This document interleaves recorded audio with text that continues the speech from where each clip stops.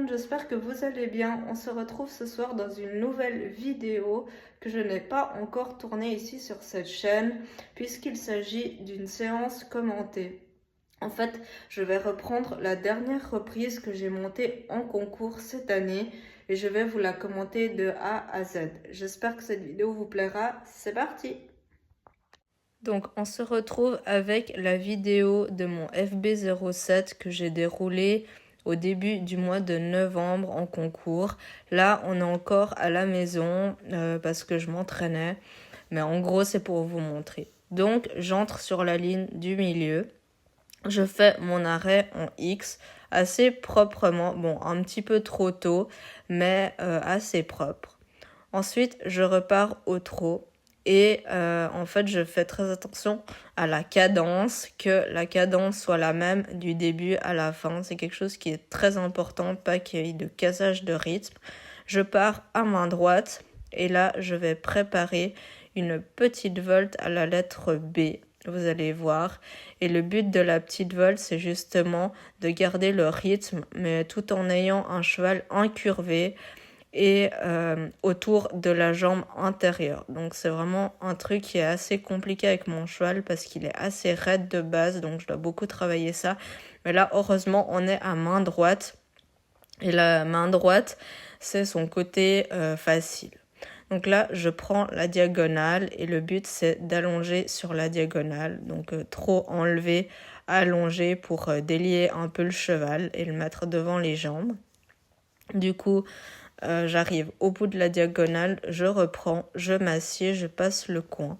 Et là, il y a un bout droit où je peux le remettre un peu comme il faut parce que mon cheval, on dirait pas comme ça, mais il est horriblement inconfortable au trot assis. Donc, je dois vraiment utiliser mes abdos. Là, je double en E et je dois faire 3 à 5 pas de reculer et repartir au trot à main droite. Ça, c'est quelque chose qui fait relativement facile. Enfin, facile. Je me suis entraînée, les gars. C'est pas comme ça sur un mouchoir de poche que j'y suis arrivée un jour en me disant « Ah, cool, je vais essayer de faire ça. » Non, j'ai travaillé, mais c'est assez facile. Là, je demande mon départ au galop à main droite et là, je dois allonger le galop. Toute la longueur et puis vraiment qu'on voie la différence. Donc le but c'est vraiment qu'on voie une grande différence. La reprise au bout. Et puis là, je vais préparer un ferme à ferme de B sur E. Donc pour ceux qui ne savent pas, un ferme à ferme, c'est la transition galop, pas galop. Donc vous allez voir, je prépare ma transition au pas et je redemande le galop dans l'autre sens. Donc c'est quelque chose qui demande assez de technicité et qui demande au cheval de s'asseoir. Donc on ne peut pas faire ça en début de séance parce que c'est quelque chose qui demande au cheval beaucoup d'efforts. Du coup, il vaut mieux faire ça en milieu de séance quand le cheval est bien chaud parce que ça leur demande de s'asseoir et ça leur demande beaucoup de travail au niveau de la musculature. Après, j'ai fait une petite volte à main gauche, comme vous avez pu le voir. Et là, je dois rallonger le galop comme j'avais fait à main droite. Du coup, pareil. C'est assez facile ces programmes parce que c'est un peu de la symétrie. Donc, la plupart des exercices sont les mêmes sur les deux mains. Donc, c'est assez facile. Mais après, il faut quand même apprendre. Là, il s'agissait d'une descente d'encolure au trot à main gauche. Donc voilà, trop enlevé, classique. Là aussi, pareil, mon cheval, il a de la peine à venir chercher contre le bas. Mais bon, je fais ce que je peux.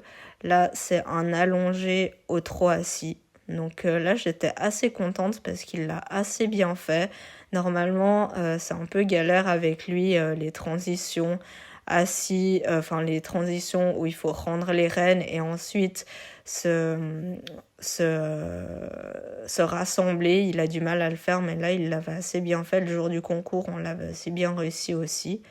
Là, c'est un demi-tour serré dans le coin. Et puis la descente d'encolure sur la grande volte en A. Vous allez voir. La descente d'encolure, c'est quelque chose qui demande pas mal de travail, mine de rien. On dirait pas comme ça. mais les chevaux, ça leur demande beaucoup dans le dos parce qu'ils doivent se tenir quand même et le cavalier, il doit être le plus stable possible pour que le cheval vienne chercher en fait sur la main. Et en fait, vous pensez qu'au pas, il n'y a rien besoin de faire, que le cheval il vient se poser tout seul.